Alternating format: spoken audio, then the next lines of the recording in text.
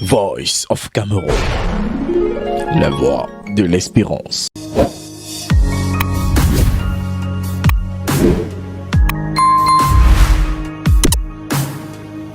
Tel un cadeau venu du ciel, Zéphirin Koloko redonne le sourire aux enfants des directeurs de publication ainsi qu'à ceux des journalistes.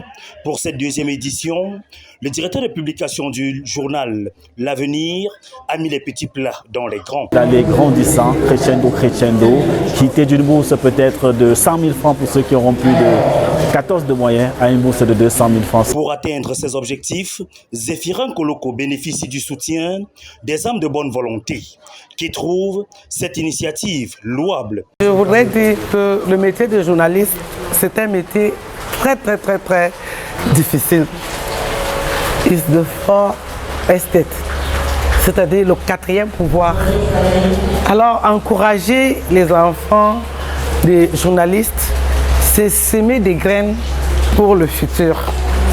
Je félicite donc l'initiative du directeur de publication, Zéphirin Koloko. Quoi de mieux pour ces hommes de médias?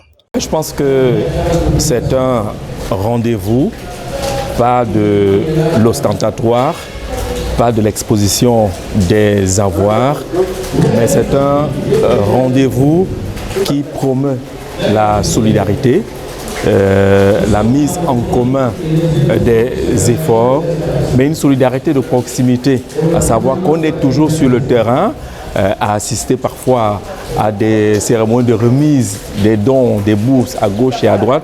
Parfois on couvre ces événements avec beaucoup d'amertume, pas de jalousie, mais on se dit, nous aussi on a besoin d'être soutenus. Pour les bénéficiaires, c'est un sentiment de satisfaction. Cette initiative arrive à un moment important, à un moment où nous faisons face au casse-tête de la rentrée scolaire et c'est extrêmement salutaire parce que ce n'est pas évident en ce moment.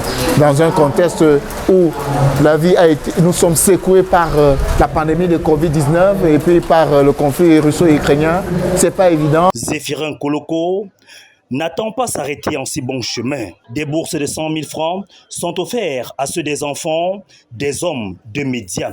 Rendez-vous est pris pour 2023 pour le même exercice.